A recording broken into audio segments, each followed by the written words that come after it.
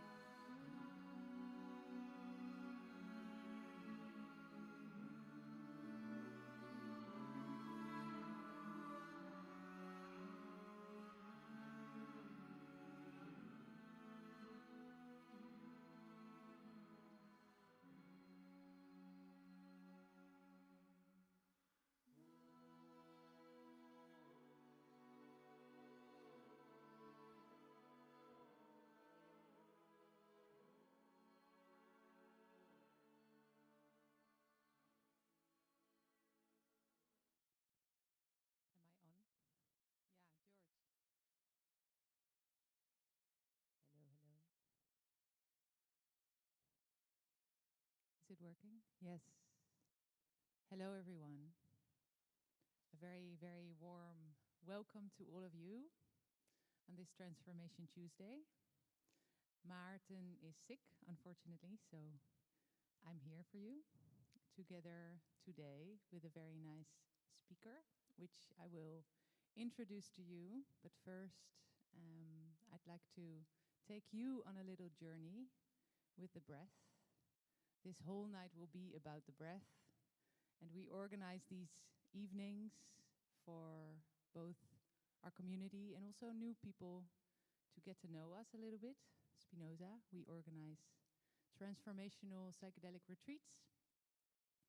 I actually just came out of a ceremony which was really beautiful last night. So we like to have these evenings both for inspiration, for you to learn maybe a little bit something new, but also to experience what we do and what we offer for you to connect a little bit more to yourself. So let's start with that.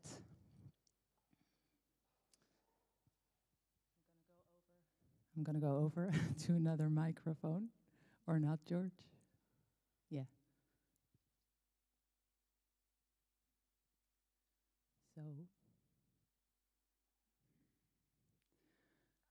So I'd like to take you on a little journey, and for that, I'd like to invite you to close your eyes.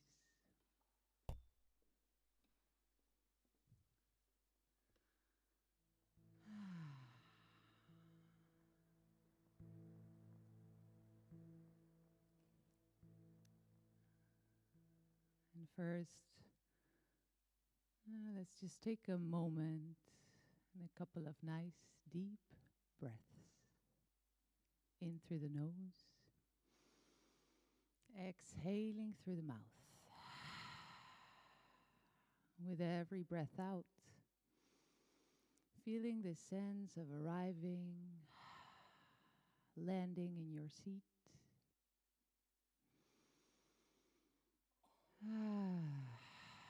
Relaxing in your body, feeling your feet on the ground, and becoming aware of the weight of your body, and simply allowing yourself to fully arrive. So whatever your day was like before you entered this church, maybe it was very busy, maybe it was really relaxed or stressful. Let's take a moment to consciously step into this church and arrive here together. To feel ourselves.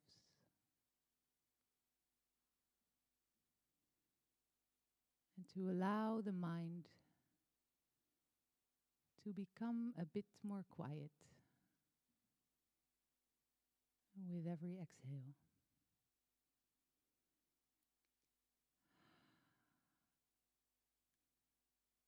Becoming aware of the pull of gravity. Feeling the body soften and become heavy and arrive here.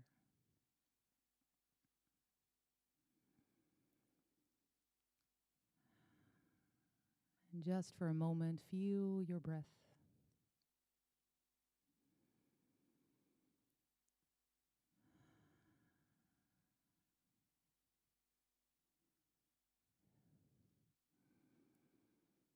And see if your next exhale can be just a little bit longer.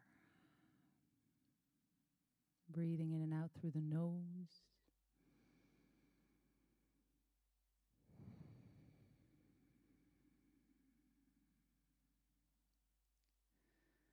And then from here, your next exhale, see if you can gently draw the navel a tiny bit in towards the spine. And at the end of the exhale, you let that go and you allow the breath in to flow into the belly. And again, as you exhale, you gently draw the navel a little bit in towards the spine. Relax and allow the breath in. And do that 2 more times. So breathing out, drawing gently the navel a little bit in, and at the end of the exhale, you let go and you feel the breath flow into the belly.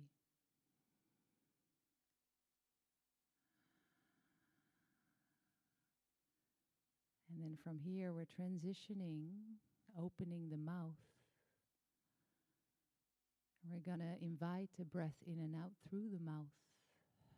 You can breathe with me.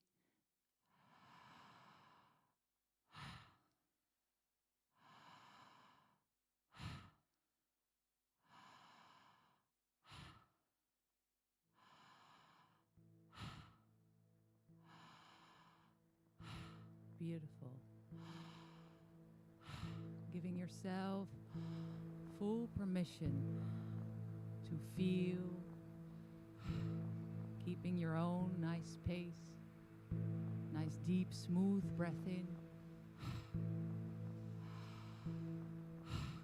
and the exhale is like a dropping.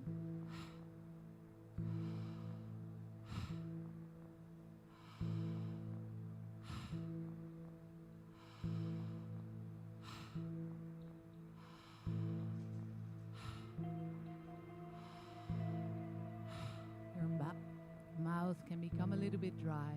That's okay. Just keep going. Maybe you start to feel sensations in the body quite quickly. Welcoming everything that's here, everything that you can feel. Keep breathing in and out through the mouth.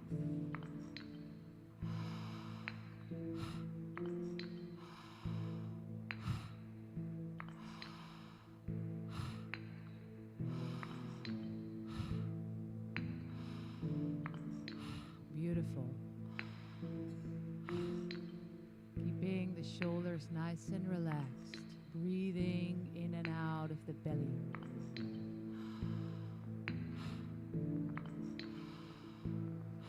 Your own pace.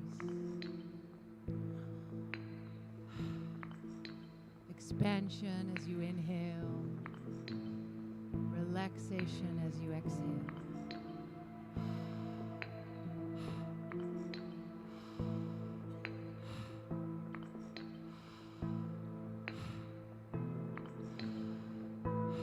Fully present, fully alive.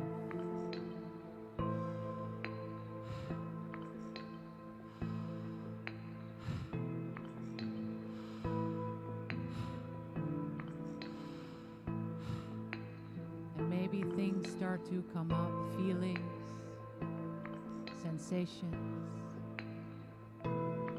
Welcome it all.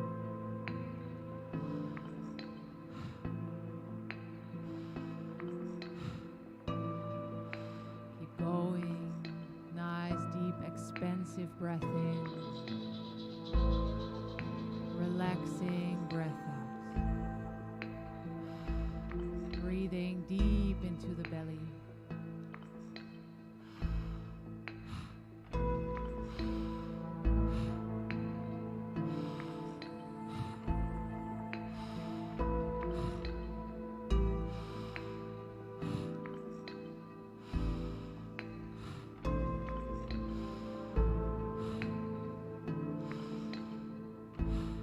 Staying fully present in your body.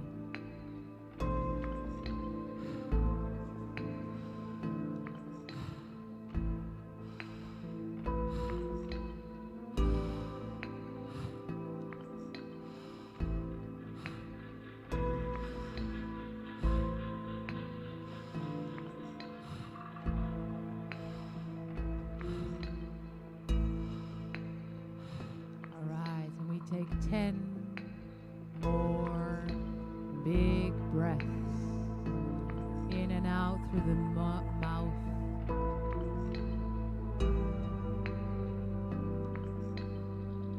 Feeling the aliveness, the activity. 3 more.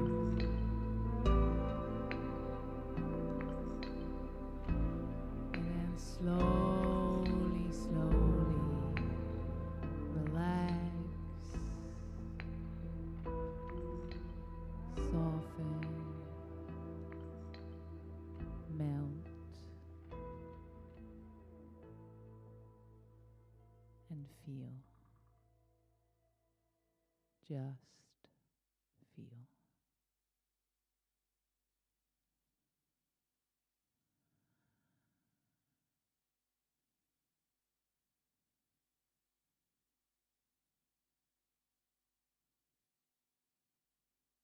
Fully present, allowing, welcoming yourself to be exactly as you are right now.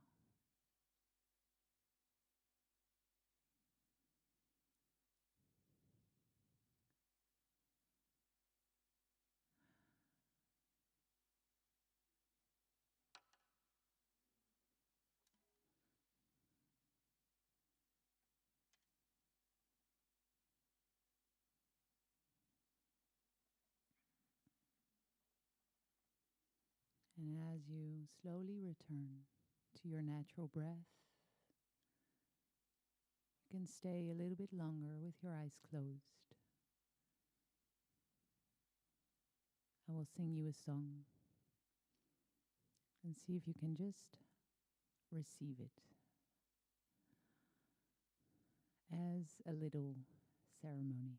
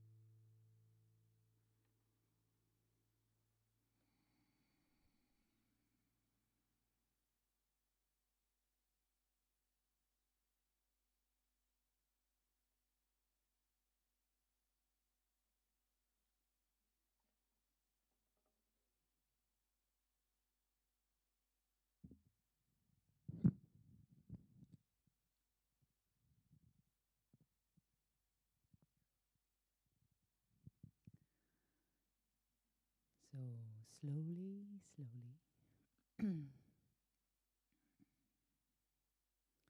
Feeling your feet on the ground.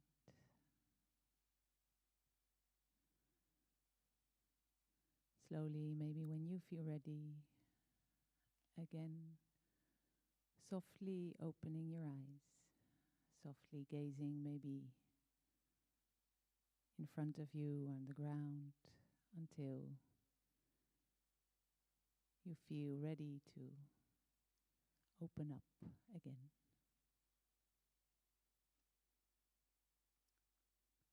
So welcome again. We're transitioning to the next part. I would love to welcome Nick van Halteren. And we spoke a little bit before. We actually made some music because I found out that Nick can play fantastic piano, so he played for us before.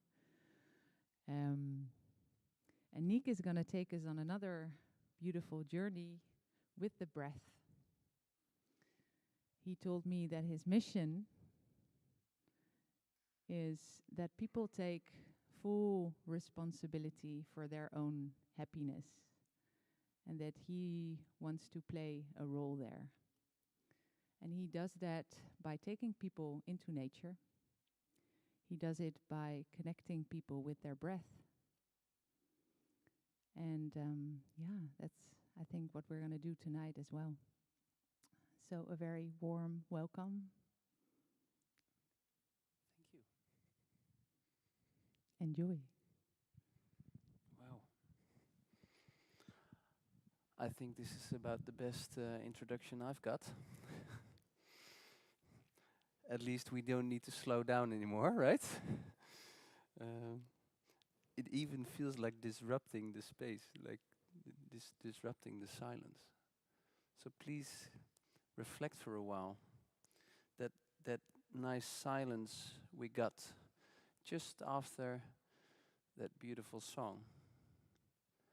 What was the last time you took a minute of full silence? Was it this afternoon? Was it today? Just 1 minute. It's pretty difficult, huh? It seems so easy, but it's pretty difficult to take charge. To take charge of your own state, to take charge of your own programming, to take charge of your own program during the day. And I would like to use this evening in this beautiful venue to hopefully give you some insights in why that is so difficult to take charge. Why did we end up here with like 20% of the population in the Netherlands being faced with depression, with burnout? Why does it happen that way? So I would like to take you on a little journey. I will both feed your brain, but also your body, because to me, change is in connecting those two. Because if I want to change, I first want to understand what's happening. I mean, that's how I am programmed. And then I can open up to feeling. So tonight is about understanding, like fully understanding with your brain, your well-functioning brain, and your well-functioning body. Because it will function also without thinking. So I would first like to start, before I introduce myself, is again taking 1 minute of silence. But I give you a little exercise. And this is an exercise you will hopefully do tomorrow again, and the day after, and the day after. And this is 1 minute of observation. 1 minute of observing your breath. And I ask you to do a few things. Count the amount of inhales during that 1 minute. Feel where the air is flowing towards. Don't change it. You don't need to do anything. Just observe it. and feel if there's tension, or is it smooth?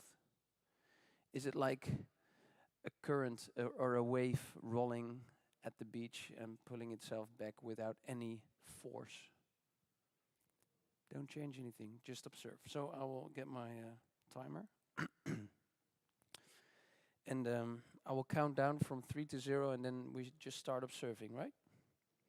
Yeah? All right. 3, 2, 1, and go.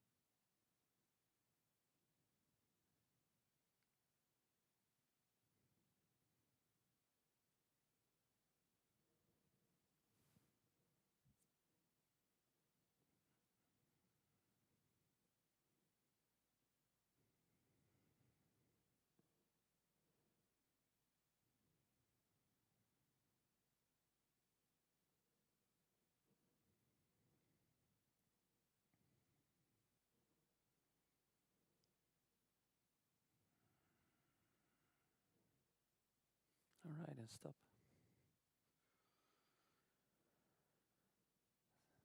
First of all, it's interesting to see the perspective of time, right? If it's like really silent, a minute can take quite a while. Um, so let's do some sharing, guys. I want to make this as interactive as possible because hopefully you will not only learn from me today, but also from people here. So who wants to share? How many times did you breathe, and what did you feel?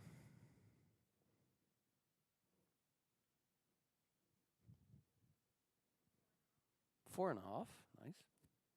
And where did it flow towards? Yeah, to the side. All right. So your diaphragm didn't like, yeah, yeah. You're still in the process of digesting. Anybody else? I heard 4.5, so it's not a match, right? 11. Oh, interesting. Thanks. And where did it go to? Ah, so you're still sort of letting the rush leave you. So where did it? Belly. Okay. Anybody above 11? 13? You zoned out. Okay. And everything is fine. So it's called natural state. So what is a natural state? Um, to me, a natural state is the way a baby breathes. And I have a son of 2 years old, and I was very happy for the past 2 years to observe what a natural breath looks like.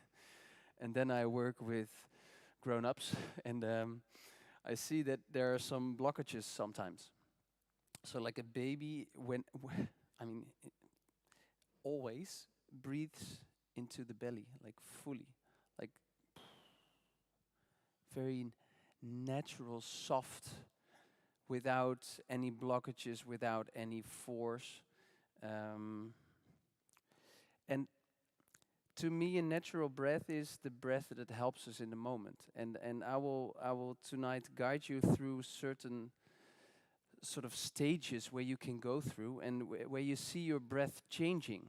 So, good evening, welcome. So hopefully after tonight you will have the tools to observe what's happening. So what does breath show me at this point? That it was a busy day. All right. So then breath can help you take the next step.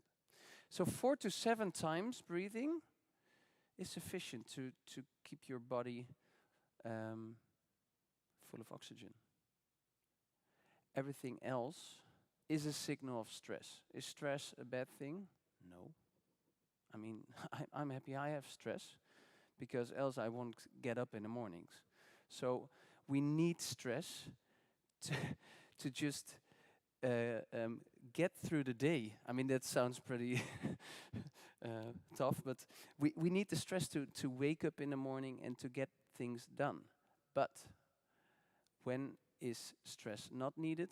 When you want to relax. And if that is the case and your stress is still there, you need to take charge.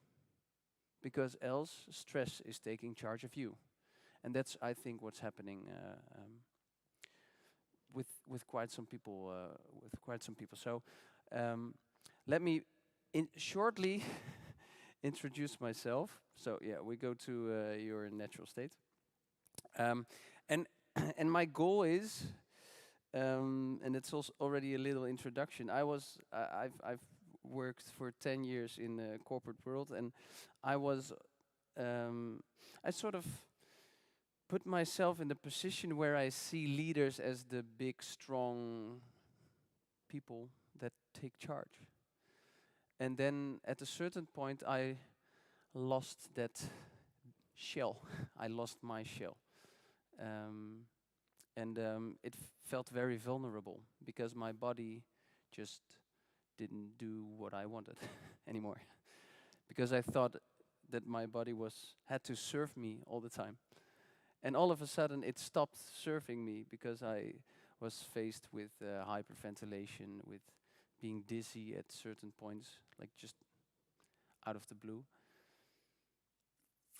And then I had to go inside to discover what was doing that.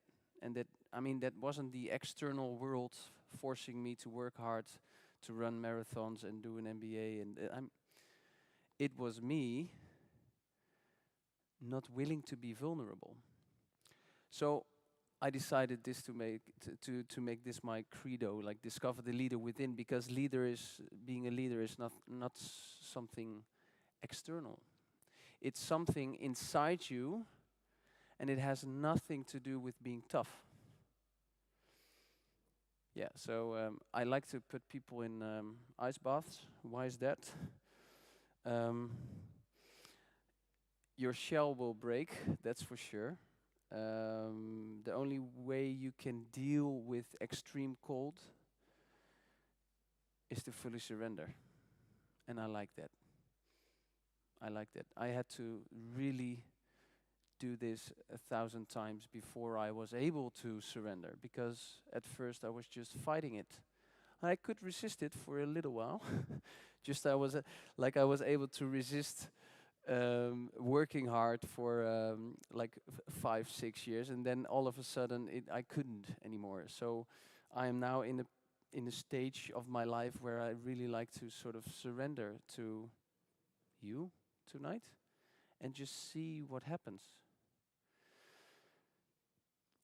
And I do believe if we want to take charge, we do have to challenge ourselves, because we do need to set steps to discover what is sort of pulling me back out of that natural state. So I really like to do experiments on a physical level, mental level, emotional level, spiritual level.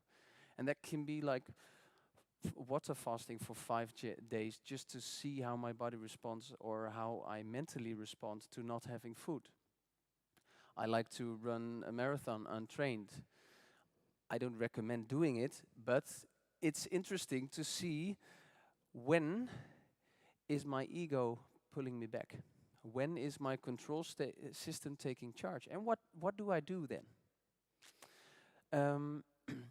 Yeah, so I really like to go back to natural leadership, to go back to me how leadership is supposed to be, which is just being me, and being authentic and vulnerable, because that's how we connect.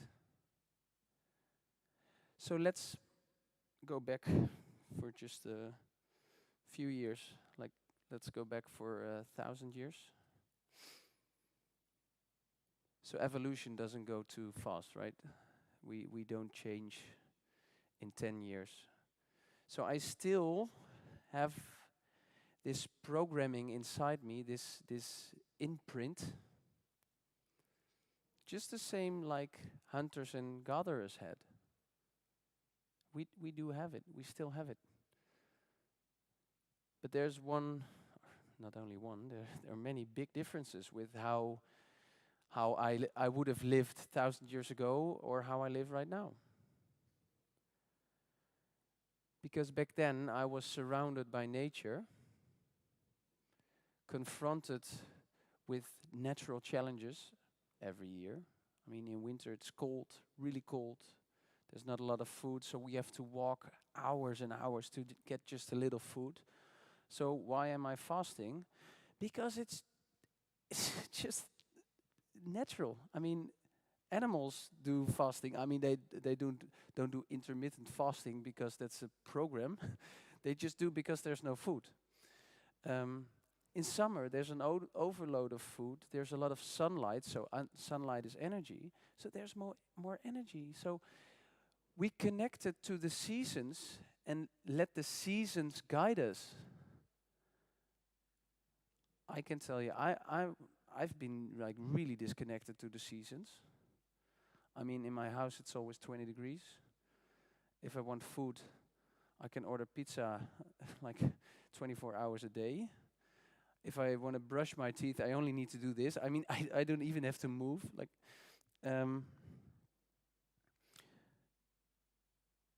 so we got disconnected.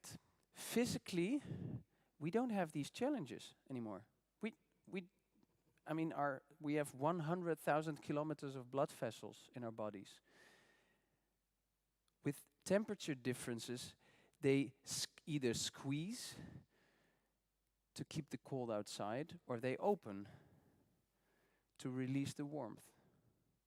If it's always 20 degrees, we don't have this movement. That's 100,000 kilometers of blood vessels not moving, or not moving as much. So that whole system gets pretty lazy. And what does a lazy system do? I mean, it's not fit. Let's say that. On the other hand, back in nature, on your own you don't survive. So I've studied wildlife management in Africa for 6 months, and I was really inspired by how animals live together and how they keep their system there to survive together, because on your own you cannot survive. That's not the case anymore nowadays. Although social media platforms really know it because they pull you towards their system, because they trigger that old program of you wanting to be in contact with others. But the question is that real connection? So, yeah, evolution, we miss the seasonal changes. We miss real connection. But there was also one other programming that we got, which is, if you want to survive in nature, you have to screen. You have to be aware of all the impulses around you, because it could be that something is hunting you down, that something is there to kill you. That's nature, guys. And now we still have the programming of willing to be aware of all the impulses, but it's the cell phone. It's the bleep, bleep. It's the emails coming in. It's the WhatsApp messages coming in. It's all the billboards. It's a person right now in 2023 has the same amount of impulses to be processed in one day as a person 100 years ago in a full lifetime. Can you imagine? And I told you, evolution doesn't go that fast, so our brain is not there yet. So we have to take control. So let's summarize. Mentally, we have to process too many impulses. Physically, we're under challenged. So what happens then? We put too much focus on the brain. We put too much focus here. So we're being led by our brain. And if we have a look to Eastern philosophies, Eastern societies, they've focused on the being. Being is just being here, just like you did with us. Just be here. Only listen. Only listen to the music. So for a second, the past and the future don't exist. And interesting is if we be, we connect three intelligences: the brain, the heart, the belly. Analytical thinking, following your heart, love, gut feeling, intuition. This is not the case when we only do. So we call this the vertical line. I don't know the English word. It's vertical line. In Western societies, we focus on horizontal, which is the doing line. So it's all about doing better than the past and preparing for the future. And the brain is pretty good at it. So we're busy, but we forget that there's something going on in our bodies. And if you do that too much, like I did, we forget about the body. And then at a certain point, our body feels it's being ignored or maybe even rejected. And then it starts giving sort of signals, listen to me. And for me, that was like being dizzy because I really had to stand still. I had to take a second. I had to listen. And that was the first time I really reconnected again, like standing still. Or hyperventilation. It really, like, I had to lay down. What's interesting, if we have a look to the brain and see how it is being developed through ages, we have 3 layers in our brains. The oldest brain part is called the reptile brain. And what does a reptile do facing with stress or danger? Who can tell me? Survival, so fight, flight, freeze. It's really fast, luckily, because if we walk outside here and a car is almost hitting us, I'm happy I don't first reflect on the situation and see and discuss what I... No, just run away. It's really useful. Over that sort of core brain function is the mammal brain. And what is the difference between a mammal and a reptile? What does a mammal do? What can a mammal do compared to a reptile? Sorry? Generate heat. Yeah, good one. What else? Feeling. Yeah. It has empathy. Yeah. What else? Who has a dog? Does your dog listen to you? Most of it's just like kids. Yeah, most of the time. Yeah. And did you teach him certain things? Yeah. So he can remember. All right. So where reptiles are always acting just in the moment, fight, flight, freeze, mammals already have conditioning. So they have a memory and they have empathy. So they can connect with you and can listen to you and train themselves. That's interesting. So that's what we've got. Like if, say for example, when I was young, I was bitten by a dog. It's not the case, but let's say. And I see a grandmother with a chihuahua like walking on the pathway and I had to pass her. It's possible that I sort of activate my old trauma, like dogs are dangerous, I'm gonna die. And it's just, I feel like it's happening, where it's not realistic at all. That's the mammal brain. So it helps us because we can learn certain things, but it also teaches us, or we remember things that are not necessarily true in this moment. And that's why we've got the human brain. And what brought us at the top of the food pyramid? So what makes us different from reptiles and mammals? Sometimes I do forget.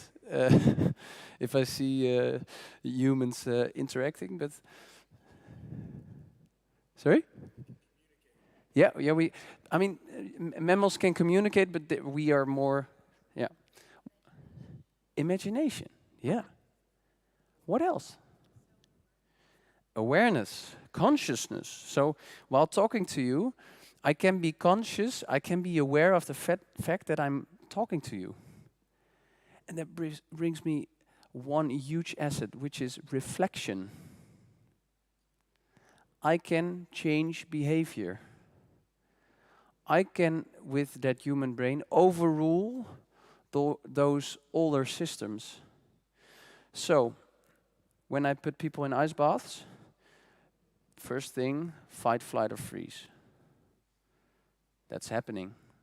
But with my human brain, and over that is my mother telling me when I was young, put on your jacket because if you get cold, you get sick, right? That's the programming. That's the voice in my head telling me cold is not good. But I got a human brain, which is consciousness, and I feel that old systems like starting to activate, but I decide differently. I have a choice. I'm just going to do it. And the interesting thing is, if I decide that, my body responds. So mentally, I can control my body by making certain decisions. And interesting is that I can, with that, use my breathing to control my bodily state as well. So you might know that at certain points during your day, your breathing is different than other points in your day, right? If you've had like huge amount of stress, you feel the breathing going into your chest, you feel tension, you feel your muscles getting hard, and the space for breathing is limited. It's not necessarily bad, but this is happening, this sort of self protection. Interesting is that the system that is controlling us, which is our nervous system, is doing 95% unconscious. So, yeah, we got that human brain which gave us consciousness, but in the end, like 95 to 98% of the things we do are done unconsciously. So when I drove here from Zwolle, I mean, if I was aware for 2% of the time, I think it's a lot. And that's good, because I don't have to be aware of everything. But it's interesting that that control system that we have that takes charge of my body temperature right now, that makes sure I blink my eyes at certain points. I mean, it's working fine, but there has to be balance in that system. That system exists of two parts. It's the sympathetic system, which I call the gas pedal, and it's the parasympathetic system, which is the brake. And we all know if you only hit the gas, there will be a point that you crash. There will be a point. So, to me, the most healthy people balance these systems. So, the sympathetic system is all about survival. It's based on adrenaline. It's like the male side, like boom, boom, boom, we have to perform. And it can really help you to really like go through walls if needed. That system is connected to breathing through the mouth towards the chest, with focus on the inhale. And I would like you to experience it. So we're going to breathe for a few times, like intensely, through the mouth in, through the mouth out, into the chest. And this is what can give you the feeling of having to survive. This is creating a rush. And I mean, you can use this in the mornings. I told you I have little kids, 2 and 4, and they don't sleep that well during the night always. So in the mornings when I still want to sleep, I have to wake up. So I can use this. I can use this to activate myself. I need the adrenaline in the mornings to wake up. Only my starting point in the morning is sometimes later than I want to. No, so earlier than I want to. So what we're going to do is a little activation. So please follow me, open your mouth, and breathe in to your chest.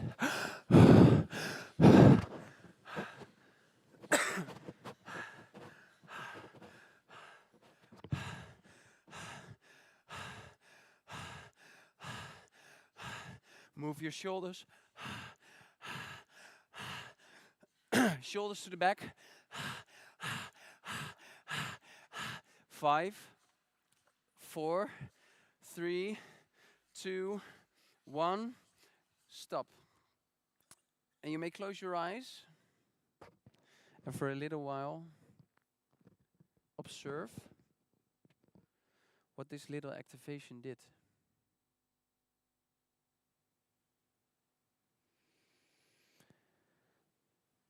First, observe where your attention is going in your body.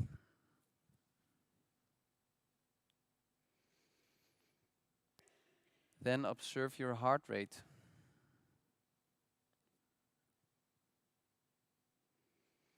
Then observe what's going on inside your head.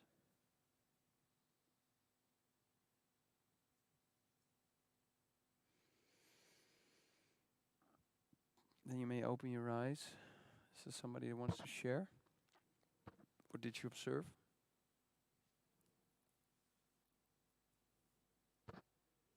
Dizzy. Yeah. Under stress, there's 40% less oxygen in the brain. Why is that?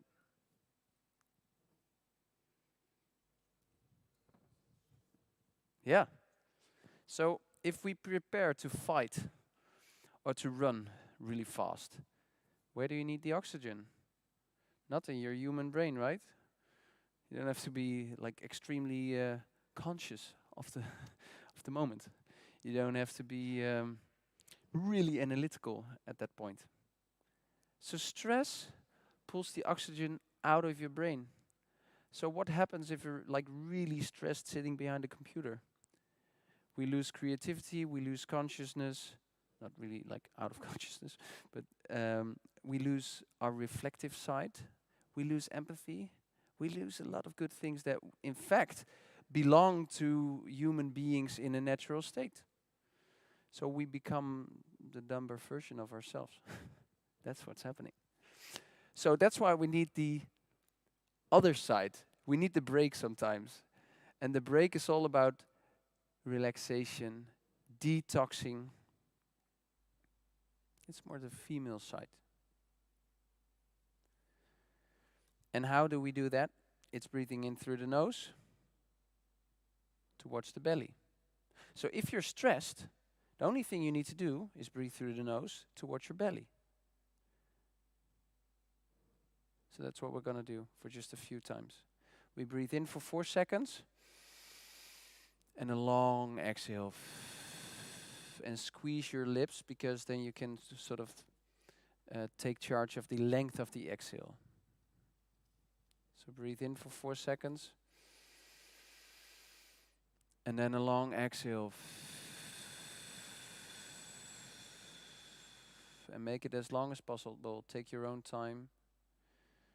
Inhale, 4 seconds.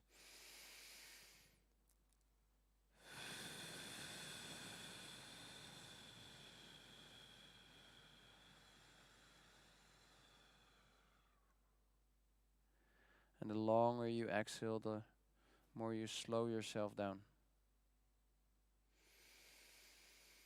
Last time, and long exhale.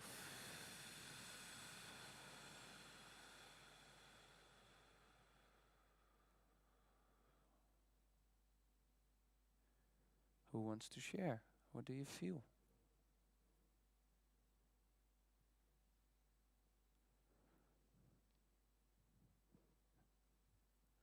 Calm, quiet? What do you mean with this? Grounded. Yeah. Stress pulls you towards the brain. This pulls you towards the ground. Being here. So what I would like to do with you is, I'm gonna skip this.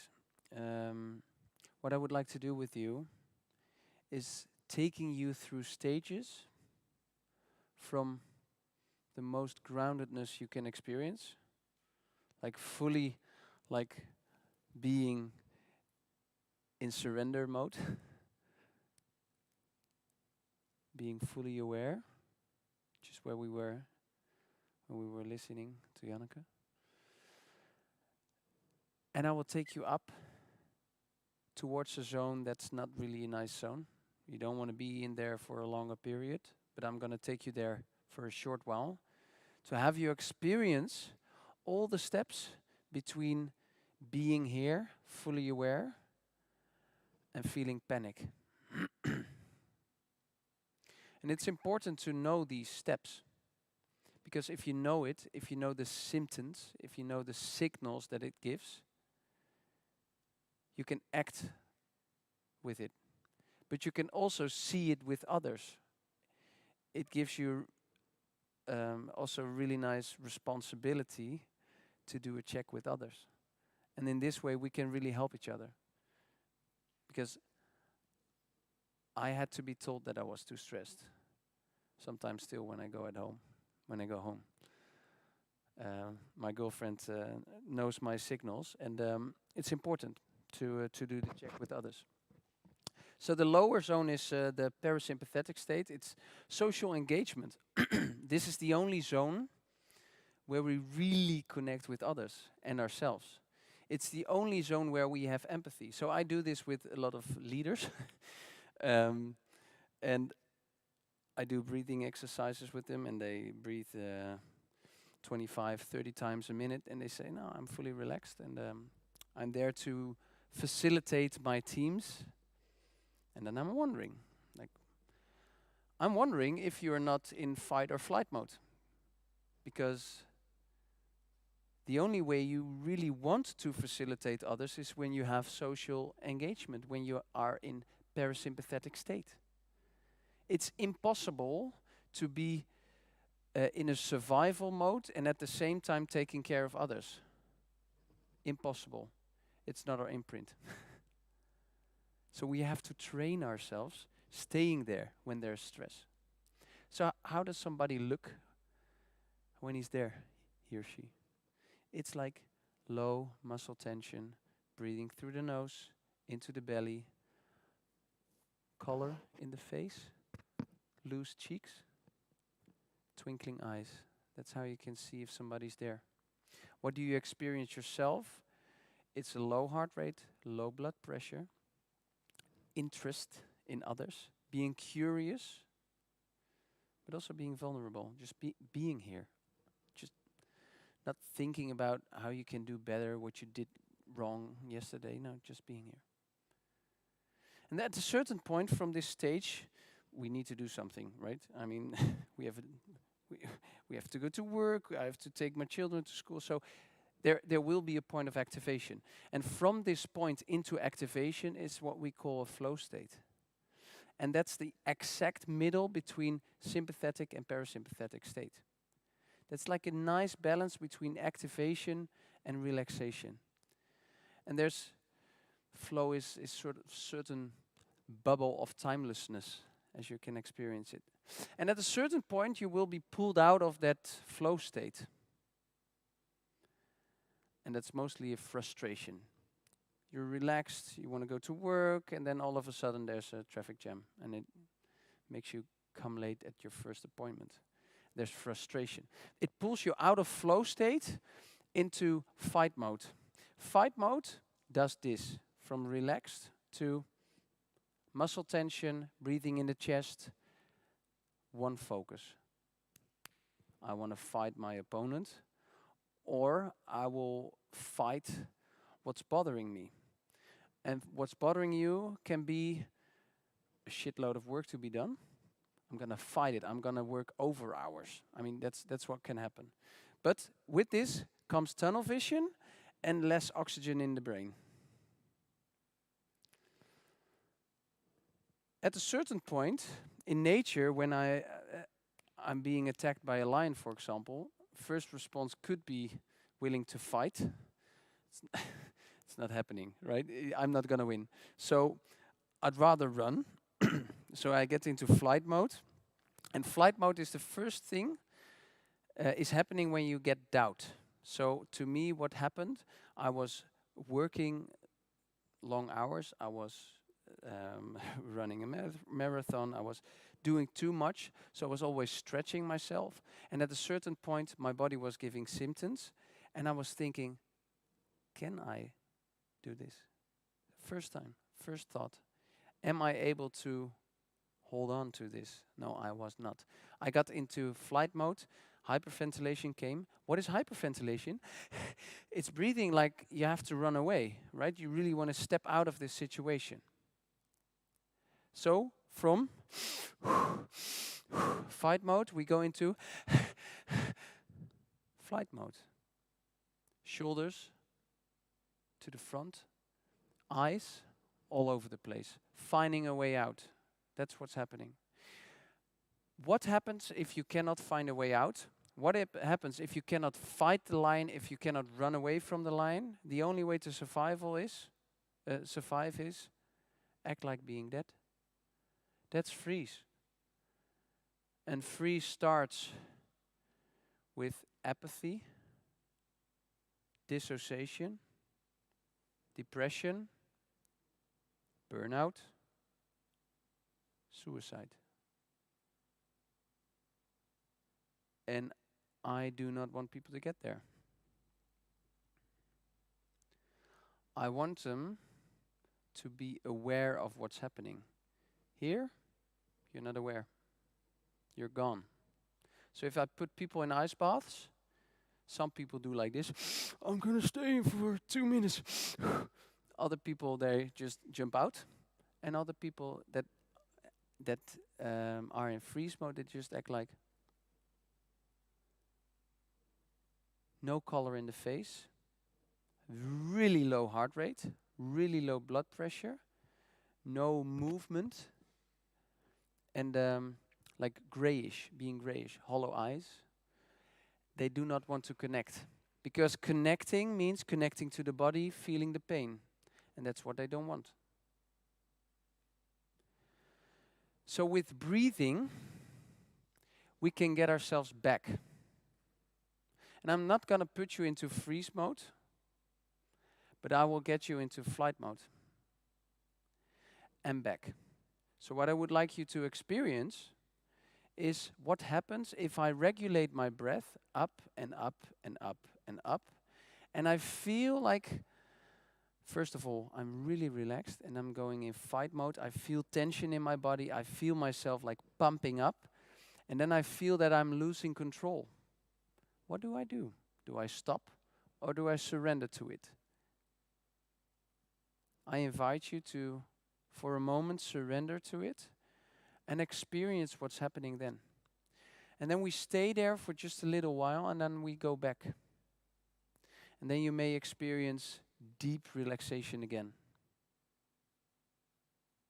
You can become dizzy. We already know why that is, right?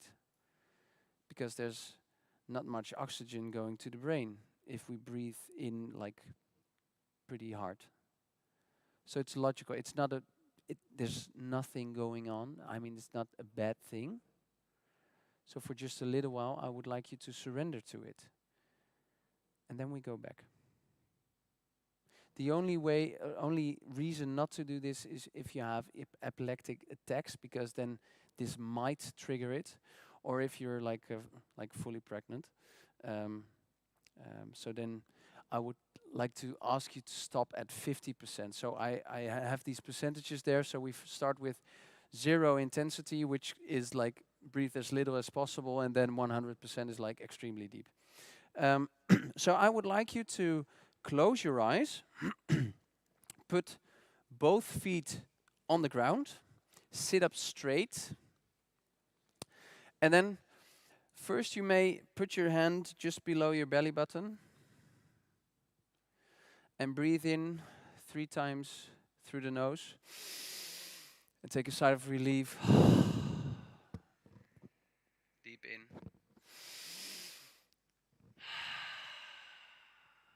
while you exhale, you let go of all the tension in your shoulders.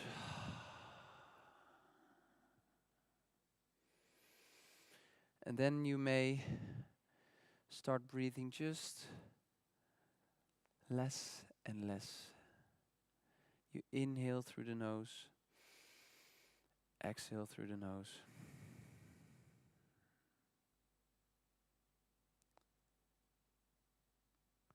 And stepping into silence. Feel your feet on the floor. Feel gravity pushing you in the chair.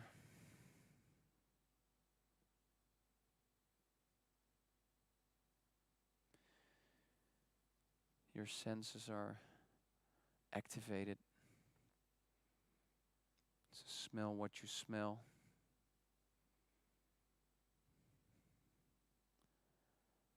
Listen to what you hear. See what you see, even with your eyes closed.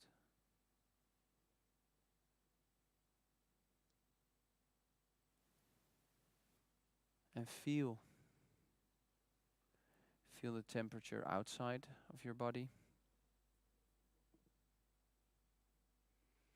Feel what's going on inside your body. You don't have to change anything. You just observe. And in this state, your body is recovering. Your body is detoxing. Your immune system is being upgraded.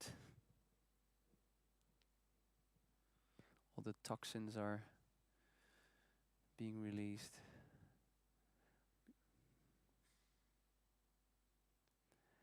And at a certain point, we have to activate ourselves. So you may start breathing deeper in through the nose, out through the nose.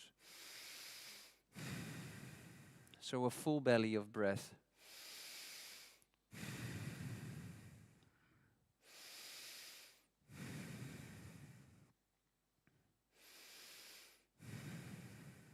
So you might feel like, I was just in a deep relaxation. I don't want to get out, but we do. So you might feel your heart rate going up, blood pressure going up, increase of focus. This is the type of breathing that fits to like a nice walk in the forest, or cycling through town. And then we step into the fight mode, which is like a real activation in through the nose and with power out through the mouth.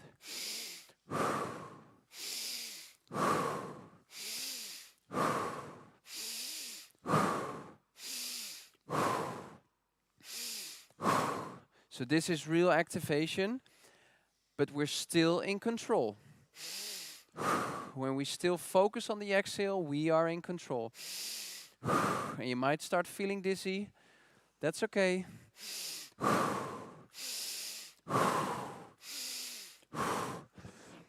And you feel like that you're breathing into the chest. You feel muscle tension. That's okay.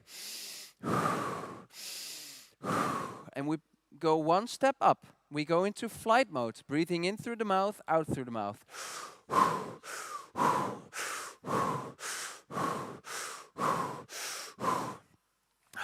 And keep this pace.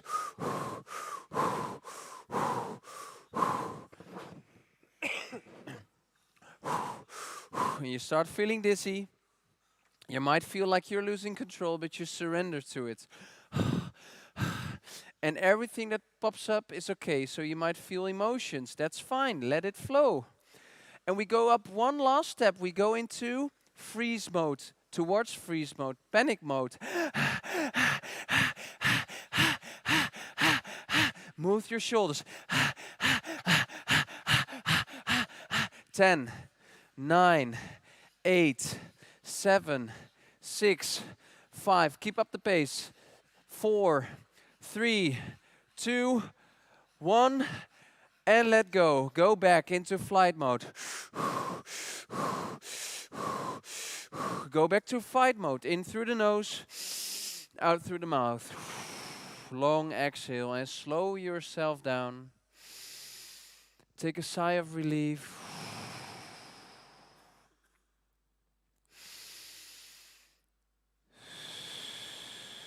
Long exhale, really good. You can make some sounds with it. Really nice. And lower the focus in your body. So feel your feet on the ground.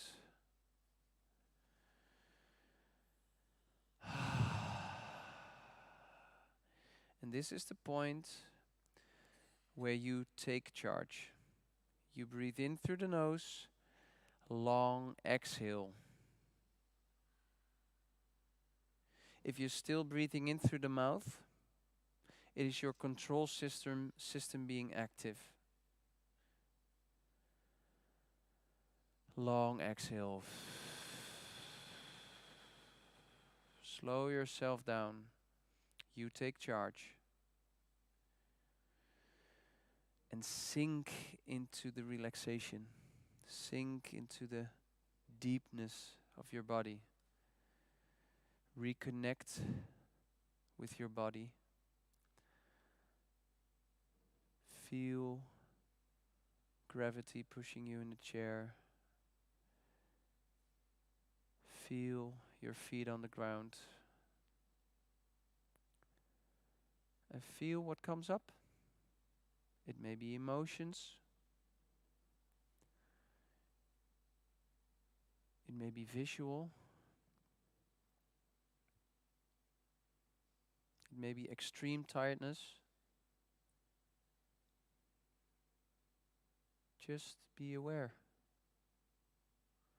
What did this teach you? What did it tell you?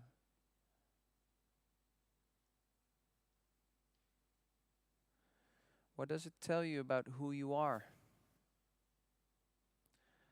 What does it tell you about how you face life?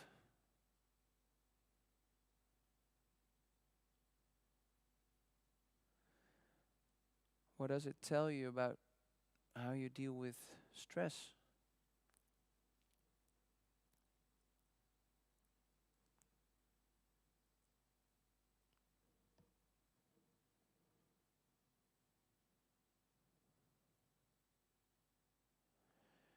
And now slowly you may come back in this beautiful church.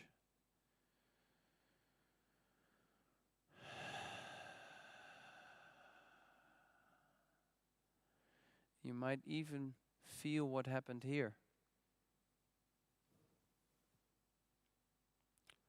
From quietness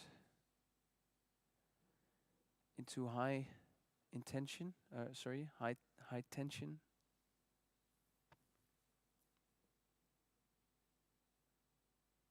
Is there somebody that wants to share which journey you had? What happened?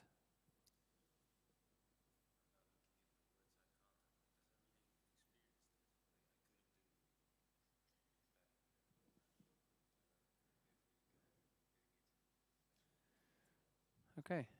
What was resisting?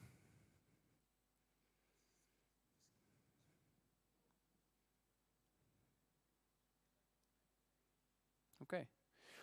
I don't think it's physically impossible, but there's something inside you preventing you to do it. I mean, and that can feel like a physical blockage, right? So it's interesting. What happened at that point where you couldn't make the step? You know? What did you see? What did you feel?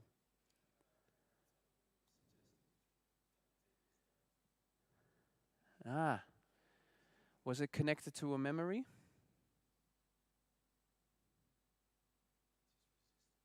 Okay. Interesting to reflect on this exercise and see how your mammal brain is programmed. So what is it that prevents you from doing this? because only the exercise itself doesn't bring you into panic. I can do it and just be fully aware with all the emotional attachments. So we can train ourselves being into full stress but staying in awareness, staying conscious. We have to practice it. That's what I started with, right? We lost that natural challenge, so now we have to do it ourselves. We have to challenge ourselves, and this is a good way to do it. Doing it with breathing.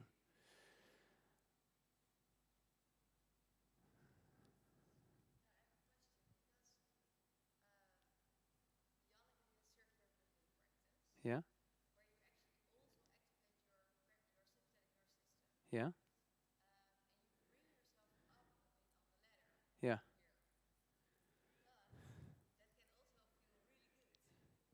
Yeah.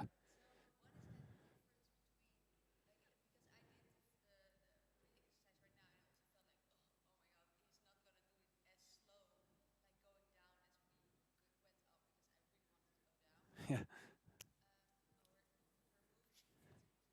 Yeah. Yeah. Okay. So yeah, my question is like, why can it also feel very good to be in that sort of dizzy or sort of high state, and it can also make you feel like, I want to get out of this? Was this more intense, like like that?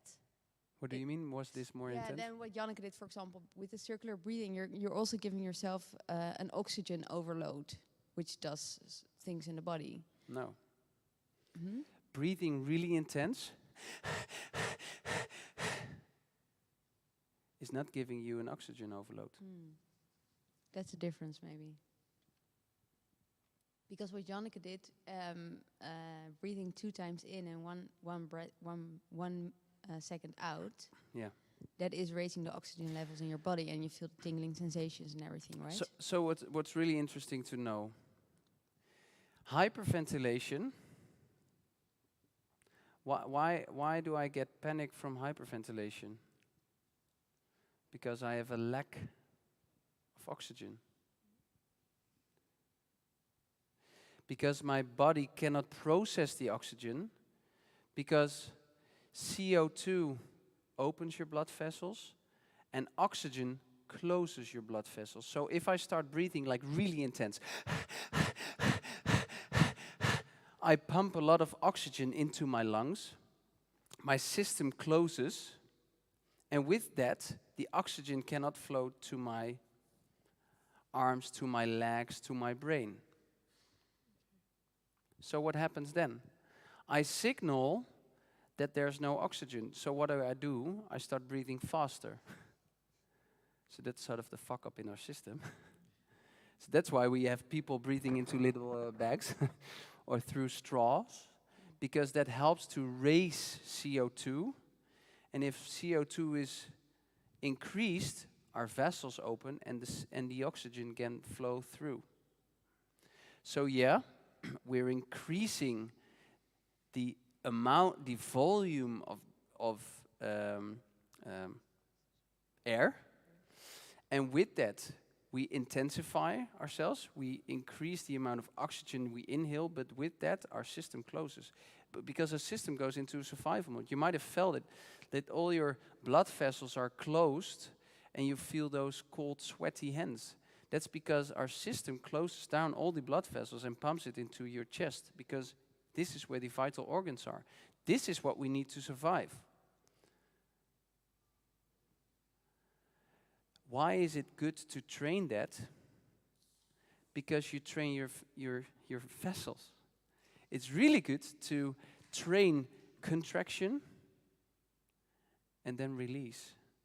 That's why I take cold showers every morning. That's why I tell people to step into ice baths. It's not only the mental and emotional part, it's also just training yourself physically. Is that an answer to your question? No. A little bit. Yeah, I'm still a bit wondering why it feels so different than from a circular breathing practice, for example. Maybe it has to do with the fastness Yeah, yeah. of like that is really different than like Yeah. 2 seconds And, in, and, 1 and second what's out. interesting, because you also said it felt pretty good. So it might tell you that you feel pretty good when being like really active. Yeah, but I do think that yeah, of course. So I like you to might be have active, the but adrenaline, you might like the adrenaline rush, which is totally fine. yeah. As long as you can take charge of it and slowing it down. Yeah, but it's funny. I don't know if everybody has it. I'm gonna pass on the mic as well, but Yeah, yeah. yeah. Yeah, I'm gonna ask Yeah, with you, circular, Janneke. we did breathe into the belly, Yeah. So while we did breathe full in the chest. exactly. So I invited you to really breathe into the belly and also to breathe out like in a relaxed way instead of pushing it out. So there's no force in the circular breathing. It's really like a smooth way of breathing. It's deep, and yet you breathe deep into the belly, and it has no force. So It's a parasympathetic system. It's compared it's to what full we breath. just did, yeah, it's not. That's you breathe in and out through the mouth, so that a lot of oxygen can come in, and it's easy to breathe into the mouth. It's very direct, and there is this sigh, which has also a really relaxing effect. Yeah.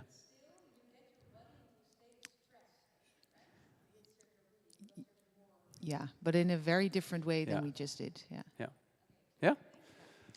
Anybody Yeah. else that wants to share his or her journey? Yeah, so I basically like came close to a panic attack in that situation, and it just occurred to me that like, you know, when you get to that state, what I experienced was just fear, right? Yeah. It was just pure fear, and I just wonder like what kind of like self-sabotaging system are we working with here? I mean, like, you know, this thing that you're like basically frozen to death, and then what does it allow you to do in terms of survival? I mean, did we really just plop over and say and play dead when a lion was chasing us, or like if we're climbing a mountain, are we literally just gonna freeze and like fall off? Like, how stupid are we? No. It's no. In this society, it might seem stupid, but if you're being chased by a bear, fighting doesn't make any sense. Running away doesn't make any sense. So the only way to not die is to act like you're dead and to dissociate from yourself, because you probably will get some pains, right? So it's a very natural thing. If there's too much pain in your body, we dissociate because we don't have to feel it. When people get too cold, they do the same on a mountain. If you dissociate, you don't have to feel it. It's dangerous, because if you don't feel it, you're not acting to keep yourself alive. But in nature, like being attacked, it's a really good strategy. But the problem is here that this system that we have, I mean, it doesn't help us with taking charge of all the stress that we get from work. I mean, we act like we want to fight somebody. We get tunnel vision. We disconnect from everybody. I mean, for example, as a leader of an organization, it doesn't help you at all. So we need to take charge. We need to train this. I saw a question there. Yeah, I mean, yeah. If you don't get near the freeze modus, does that say anything? Yeah. It can tell you many things. Either you are really stress resilient. So if you can do this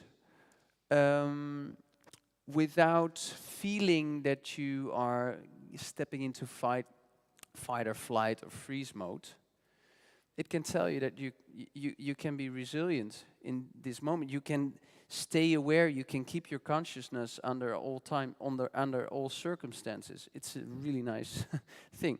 I'm not saying I am, but What it also can tell you is you didn't there was a control system in you preventing you from going there. So there was sort of a buffer you kept because you didn't want to go there. I didn't see you breathing, so I can't tell you right now what was I happening. don't think I don't have to control the fear to get there, so I would actually enjoy. Yeah. I'm curious. So you surrendered. Yeah. And if you surrender, you can stay away. You can stay aware when being there. You can be in an ice bath, not fighting it, not running away from it, not dissociating from it, just being there. Yeah, you can. If you train yourself, you can do it, and you get better at all other stressful situations. So I would like to leave you with. I think my time's up, but I would like to leave you with some like really small daily practices, because I do think, I mean, these bigger breathing sessions are really nice, but it all starts with a minute of focus. So use that 1 minute check-in. 1 minute a day. Just observe. Where are you now? Upregulate in the morning, especially when you have little kids and you need to wake up too early. Do 10 deep breaths to activate yourself. In the evening, do the opposite. Slow yourself down. Prepare yourself for a good night of sleep. It increases the quality of sleep. Loosen your diaphragm. If you felt some tension here when trying to breathe into your belly, this is a big muscle. For 1 minute, just walk your fingers over your diaphragm. Give yourself a little diaphragm massage, and it will make it easier to breathe into your belly. And last one thing, trying to experiment with your breathing when cycling, when running, when walking. Being aware of your breathing makes you much better to take charge, to take responsibility of your state. And that's where I would like to, what I would like to finish with. So I hope with this, you know how to take charge. Take charge of your own natural state. So thank you very much. Dankjewel. Thank you I will go back to the... for your insightful talk and journey. Yeah, it's good. So I'd like to end with this song again. And I'd like to invite you to join me singing. Also, if you feel a bit uncomfortable doing so, or if you think you cannot sing. So singing is, to me, also connecting to my natural state. And a way to really enjoy and feel myself. And I'd like to invite you to sing with me a mantra. And it's a mantra to take us from head to heart. So again, maybe after the breathing, you already feel your body. But maybe we can descend a little bit more down. I'm just going to look it up. And it's quite easy, so if you don't know it, you can still sing. I'm going to change to this microphone, George. Ta-da, yeah.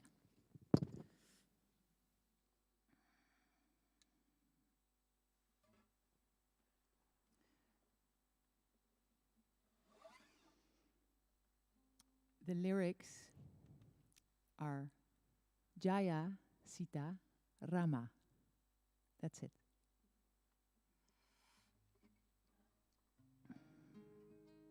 And you can choose to sing with your eyes open, but maybe it's nice to close your eyes. Because when we close our eyes, something different is activated. We can feel more. Jaya Sita Rama, Jaya Sita Rama, Jaya Sita Rama, Jaya Sita Rama. Jaya Sitarama, Jaya Sitaram, Jaya Sitarama, Jaya Sitaram. A little bit different now. Jaya Sitarama, Jaya Sitaram, Jaya Sitarama, Jaya Sitaram. Beautiful. And again, again. Jai Jai Jai Jai Jai Sitaram, Sitaram Jai Jai Jai Jai Jai Jai Jai Sitaram, Sitaram Jai Jai Jai Jai Jai Jai Jai Sitaram, Sitaram Jai Jai Sitaram, Sitaram Jai Jai. Jaya Sitarama, Jaya Sitaram, Jaya Sitarama, Jaya Sitaram, Jaya Sitarama, Jaya Sitaram, Jaya Sitarama, Jaya Sitaram. Jai Jai Jai Jai Jai Sitaram, Sitaram Jai Jai Jai Jai Jai Jai Jai Sitaram, Sitaram Jai Jai Jai Jai Jai Jai Jai Sitaram, Sitaram Jai Jai Sitaram, Sitaram Jai Jai. Jaya Sitarama, Jaya Sitaram, Jaya, yeah, Jaya Sitaram, Jaya Sitarama, Jaya Sitaram, Jaya Sitarama, Jaya Sitaram. Jai Jai Jai Jai Jai Sitaram, Sitaram Jai Jai Jai Jai Jai Jai Jai Sitaram, Sitaram Jai Jai Jai Jai Jai Jai Jai Sitaram, Sitaram Jai Jai Sitaram, Sitaram Jai Jai.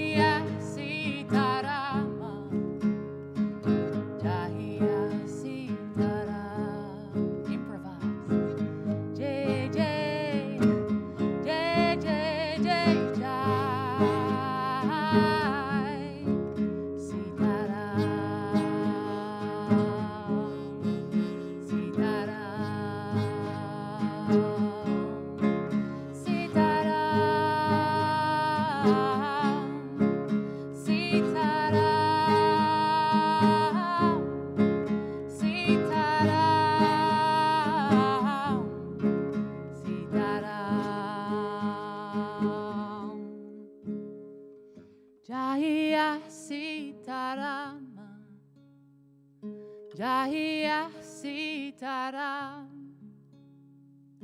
Jaya Sitarama, Jaya Sitaram,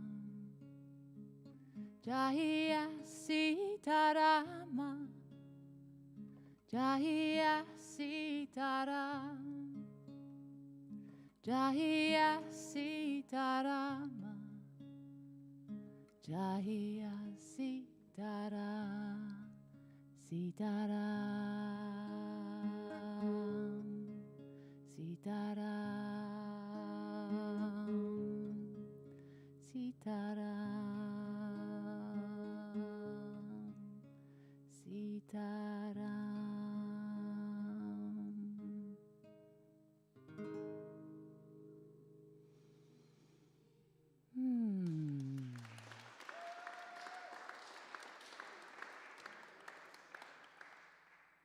Just before you have a drink, just take a moment to feel what the singing does to you, to your body. Take a breath, drop into your heart, and just notice, just feel.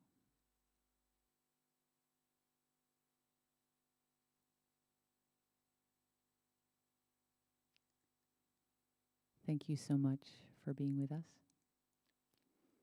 We have some really beautiful ceremonies coming up. If you ever want to join, you are very welcome. We're having some nice drinks and chips. So enjoy and thank you.